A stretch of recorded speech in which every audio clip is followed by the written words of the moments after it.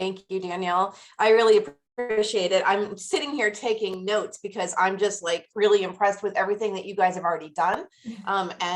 You know, we're very small and we're very new to this work, but the difference is I think we're very, very rare. We're ultra rare, and we had to start from scratch. There was really nothing. So I hope that you get something out of this, and I have definitely gotten a lot out of listening to you all talk. All right, so good morning or afternoon, I guess. I'm Leah, and my official title, as Danielle said in the beginning, is mom. And I also serve as the executive director and the founder for the family's SCN2A Foundation. I just want to fully disclose that I'm not a doctor, a nurse, a scientist. I'm not even a patient. I don't suffer from a catastrophic disease like SCN2A related disorders or ALS. I am just a mom to a very special little boy who does. And when faced with a challenge, we chose to fight. So again, thank you so much, Danielle. And I look forward to growing our community by all of you, which also better known as the many. So after I share my journey through the diagnosis of a rare disease, I'm going to show you how we went from being the only ones to part of a much larger movement. Meet Ben, serial hugger, also known as the One. Ben loves ceiling fans, his pacifier, cheese puffs, jacuzzi baths, and of course his mom and dad. He is the definition of love and truth. He turned 11 this year, which in itself is a really huge accomplishment given how sick he was as a baby and the chances that the doctors gave us that he'd even make it to his second birthday. Ben was born on a Friday, weighing in at 8 pounds, 9 ounces, and he was gorgeous and perfect and just the prettiest baby in the nursery. And that's a fact, that's not bias. It wasn't too long into his second month that we just felt something was off, and we just kept bringing up our concerns to his pediatrician, who dismissed us every single time. There was little signs, like he wasn't making eye contact, he was actually avoiding it. He wasn't bearing weight on his legs like typical babies do when you stand him up. He had a weird shaking, which now I know is clonus. Lots of things, but because he never fell off the chart for development, his pediatrician just said it's an immature nervous system, or you're a paranoid first-time mom, or my favorite, boys, he's a boy and boys are lazy. So we just tried to push out the thoughts that something was wrong, and we cheered him on as he learned to crawl, pull to a stand, and even he took a few steps on his first birthday party. And although he continued to make strides with his physical motor skills, right around 11 months, he had a really significant regression in his social and emotional development, and he lost his smile. He also lost the few sounds that he was making, which happened to be mama and dada. We just assumed it was autism. And so a month later at his 1-year checkup, we stood really strong and we just demanded that we were heard. And we finally got a referral to get genetic testing, but we never made it to that appointment. He started having seizures 6 days later, and he was diagnosed with infantile spasms, which is a catastrophic form of epilepsy. I don't need to ask if anyone here has heard of infantile spasms because Danielle has lived it, continues to live it. It's a terrible diagnosis. It's considered a neurological medical emergency. If not treated immediately and aggressively, it can cause devastating and irreversible damage. So our whole autism concern fell to the curb as we were now in a race to stop his seizures and save his life. And Ben was having hundreds to thousands of seizures every day. Many days, all he did was season sleep. And Brant, my husband, and I would take turns holding him and a pillow. So when his head would violently drop with each seizure, it would hit the pillow, something soft and not like our shoulder or the floor. And his health just declined before our eyes. And it was really hard to tell what was worse, the seizures or the medical problems that came with the seizures, or the side effects of the strong anti-epileptic drugs that we were pumping into his little baby body. But he lost everything. Every milestone he'd gained in that first year, and he reverted back to a newborn.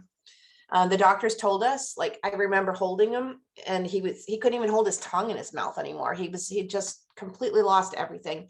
And they said, this is how he's going to be from now on. And so it's really, there's really few words that exist to describe how it feels to receive that.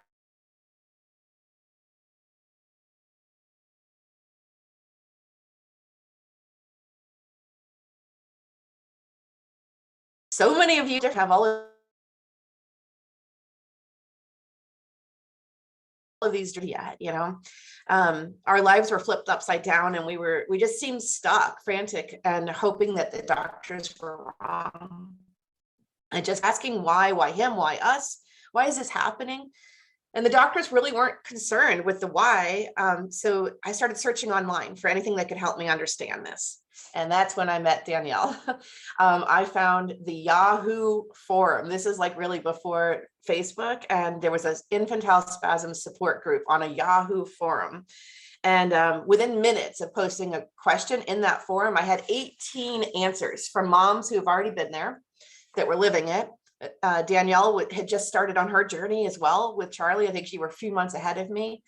And these moms, who I'm still friends with today, were a wealth of knowledge. And they taught me everything I needed to know, help, and the care that he really needed. The most important lesson was doctors can be wrong. And that is when Brant and I decided not to accept that Ben was never going to get better. And we sought a second, a third, and even a fourth opinion until we found a team of doctors that were willing to fight as hard as we were. And the next thing the moms taught me was that there's almost always a cause for this infantile spasms. And that might alter his course of treatment and even his future. So our road to finding a cause wasn't smooth.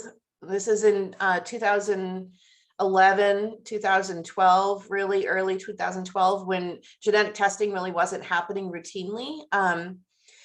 And so I again turned to my support group, and I learned in that support group that this company called GeneDx was running a special on this brand new epilepsy panel. So I demanded it get drawn, and our geneticist accepted it and did it.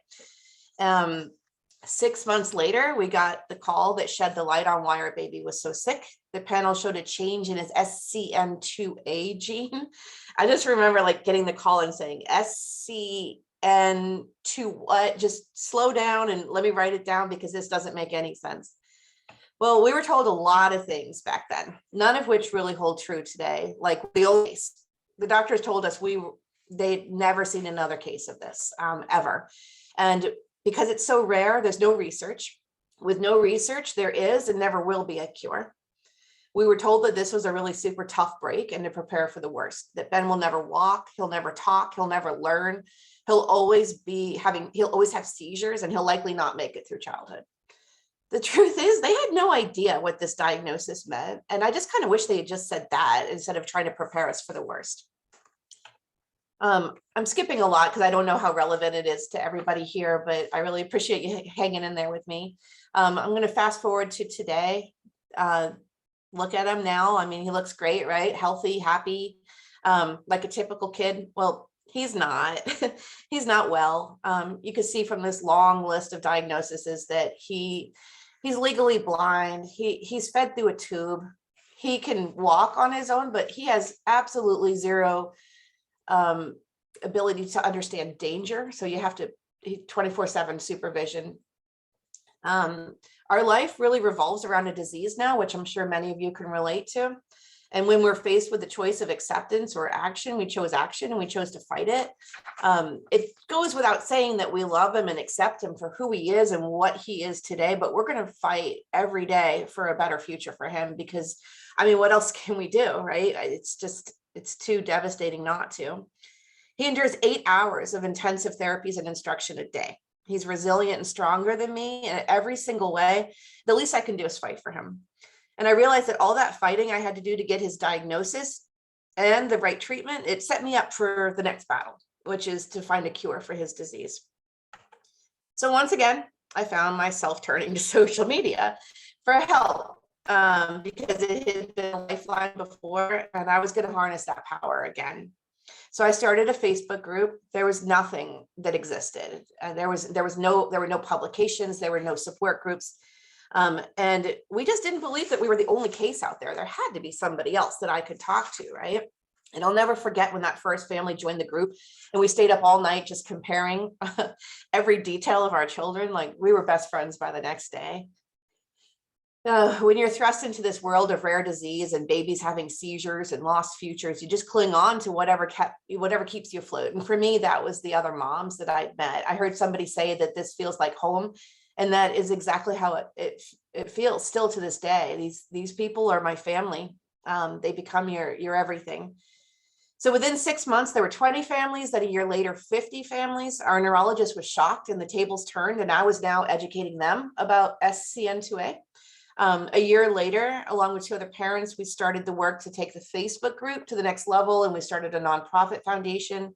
We got our 501c3, and we began fundraising. So as you can see, Ben is not the only case of SCN2A. And I'm not the only parent who chose action. We had become the sum. And let me tell you, there's a lot of power in numbers. And I think that's one thing that you guys do have going for you. There's a lot more ALS patients than SCN2A patients. It's both sad and true, and you could harness that. So most families now at diagnosis are getting referred to our foundation for support. We accomplished our first goal just to get SCN2A on the map. The foundation's vision is really super clear and easy. It's a world with effective treatments and cures for all SCN2A related disorders. We fund critical research to find new treatments for our children. Without basic research, we would not have any hope for our children's future. We also pride ourselves in being stewards to our community. These families with sick kids, I mean, they're suffering so much and they're barely keeping their heads above water. And I can tell you that because that's, I'm speaking from experience. The foundation has programs to support the families on an everyday basis, such as the Crisis and Grief Program, the Family Meetup Grant, Birthday Club, direct financial assistance, etc. We host a biennial conference where we bring together families and professionals from around the world for a 2-day educational event. And I'm sure, as most of you, if you've ever been to one, it's life-changing. Most of the time you don't have people in your community that are suffering from the same thing. And most of the time, maybe you've never even met anybody walking the same path. But, to be in a room where everyone gets it is just amazing. The families meet these researchers that are studying their kids' mutations in the lab, and they just are so inspired and filled with hope. And the researchers say the same thing back to us. They're like, we're so inspired and filled with hope after meeting the kids, the real life version of what I'm studying. And it's pretty cool. We've accomplished a lot over the last 7 years. But we believe that what has been most transformational for us is for the field, for our specific disease group, is the basic research that we've funded. So to date, we have awarded over $1 million in research grants. I mean, that's just like pretty cool. And I know that doesn't sound like a lot, and you guys are talking about doing that in 1 year, but it's really big considering we are all grassroots fundraising. We're all just parents that are doing bake sales, and we're able to put this together, through our investigator initiated grant program. It's called the Action Potential Grant. The Families SCN2A Foundation hopes to accelerate the development of therapeutic treatments and disease modifying advancements for those living with changes in the SCN2A gene. This grant's designed to facilitate preliminary investigations that will potentially lay the groundwork for bigger grants from the government, industry, and other funding sources. So our philosophy has always been to spread seed funding in their labs, in the labs that are most likely to use it to start their work, and use their findings to secure more money. And it's worked. That strategy has really worked. Multiple transformational discoveries have come from the basic research that we supported. Two that I jotted down to tell you is in the beginning, we thought that there was a therapeutic window that babies had to, if there was a gene therapy, it had to be delivered in the first year of life, or even sooner than that, to make a difference and save these kids. I'll never forget the day the Restore Funding called me and said, I was wrong. SCN2A actually has a role throughout the entire life, and changing it later can have a huge impact. So now we all have hope. We all, even for the kids that are older, we still hold on to hope that when we can fix this gene, that it will change our kids' lives, hopefully give them a little bit more independence and a better quality of life.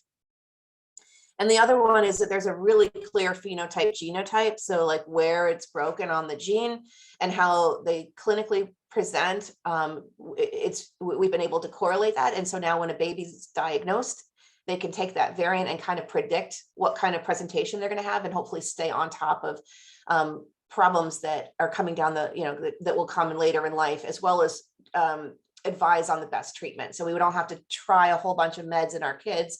We can actually learn from the people that have gone before us. So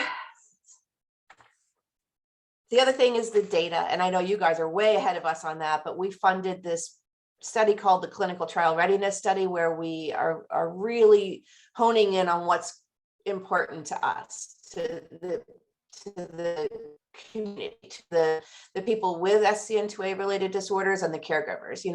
Most people think it's got to be the seizures because seizures are so bad, but it's not. We polled our group, and it's the fact that they can't talk. They can't even tell us what hurts or if they're hungry or thirsty. That's more important to us. We'll take a few seizures if our kid had the cognition to be able to tell us something.